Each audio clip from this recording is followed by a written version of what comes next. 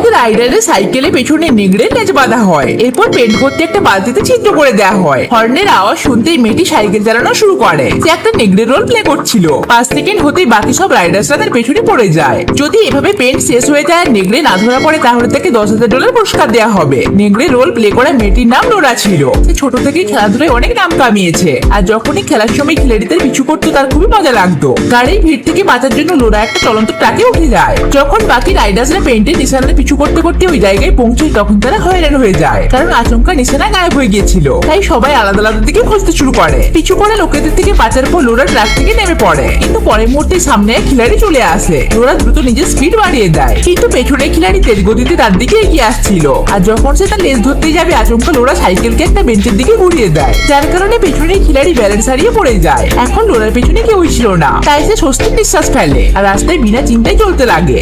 তখন তার নজর ফুটপাতে চলে একটা ব্যক্তির উপরে পড়ে, যাকে পেছন থেকে একদম তার বাবার মতো লাগছিল, যে 7 বছর আগে নিরুদ্দেশ হয়ে গিয়েছিল। লোরা কাছে এসে দেখে এটা তার বাবা নয়। তখনই আচমকা একটা কারের দরজা খুলে যায়। লোরা একটুর জন্য বেঁচে যায়।